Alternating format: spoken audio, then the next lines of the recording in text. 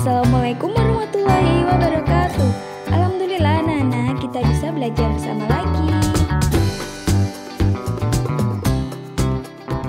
Masih di tema 4, aku dan keluargaku. Subtema 3, inilah keluarga besarku. Sebelum mulai belajar, yuk kita baca basmalah bersama dulu ya. Bismillahirrahmanirrahim.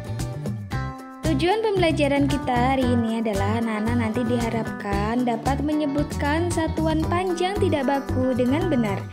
Yang kedua, anak-anak dapat menentukan satuan panjang tidak baku suatu benda dengan benar. Mengenal satuan panjang. Satuan panjang ada dua macam, yaitu satuan panjang baku dan satuan panjang tidak baku. Satuan panjang baku kita bisa mengukur benda-benda menggunakan alat. Contoh alat yang digunakan untuk satuan baku ada penggaris dan juga meteran. Ini adalah contoh alat ukur untuk satuan panjang baku. Satuan panjang tidak baku. Kita dapat mengukur benda-benda menggunakan satuan panjang tidak baku. Yang pertama, kita dapat mengukur dengan satuan jengkal. Satu jengkal adalah diukur dari mulai ujung ibu jari sampai dengan ujung kelingking kita. Ukuran panjang seperti pada gambar disebut dengan satu jengkal. Kita dapat mengukur benda-benda menggunakan satuan jengkal. Contohnya, misalkan kita ingin menghitung berapa panjang meja menggunakan satuan jengkal. Cara tempelkan jari kita pada meja tersebut. Misalkan anak-anak ingin menghitung berapa panjang kayu ini menggunakan satuan jengkal ya. Coba kita hitung bersama, ada berapa jengkal panjang kayunya? 1, 2, 3, 4, 5, 6, 7, 8. Iya, tepat sekali. Ada 8 jengkal, berarti panjang kayunya adalah 8 jengkal. Sudah paham anak-anak? Satuan panjang yang lainnya adalah hasta.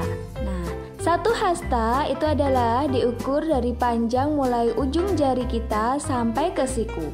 Seperti pada gambar ya, perhatikan, itu adalah ukuran satu hasta.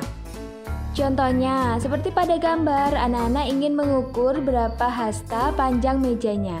Kita tempelkan mulai dari ujung jari hingga ke siku. Kemudian dihitung berapa hasta panjang mejanya. Satuan panjang tidak baku berikutnya adalah depa. Satu depa adalah panjang dari ujung jari kanan hingga ujung jari kiri ketika kita merentangkan tangan.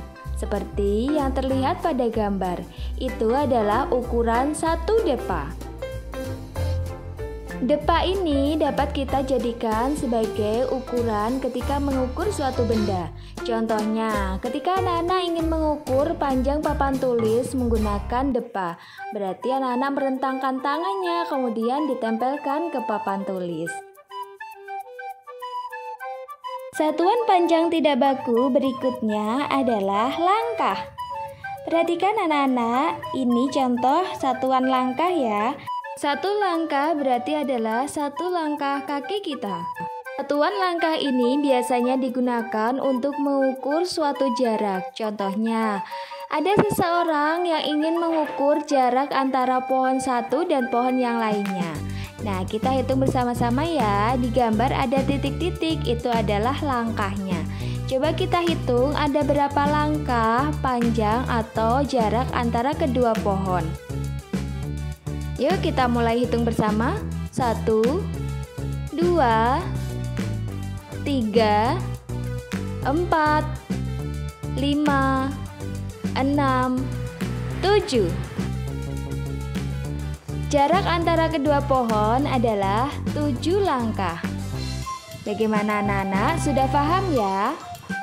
Selain menggunakan anggota tubuh kita untuk mengukur satuan panjang tidak baku, kita juga bisa menggunakan benda seperti batang korek api untuk mengukur panjang suatu benda. Apakah anak-anak memiliki korek api di rumah? Jika punya, coba anak-anak bisa mengukur berapa panjang ballpoint yang ada di rumah anak-anak.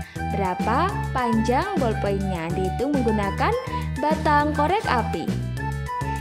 Contohnya, coba kita hitung pensil ini ada berapa korek api ya, berapa batang. Coba anak-anak hitung ada berapa batang korek api ya. Iya, tepat sekali, ada 6 batang korek api. Itu adalah contoh beberapa satuan panjang tidak baku yang dapat digunakan. Terima kasih anak-anakku telah mengikuti pembelajaran hari ini ya. Tetap semangat belajar di rumah. Sampai jumpa di pembelajaran berikutnya.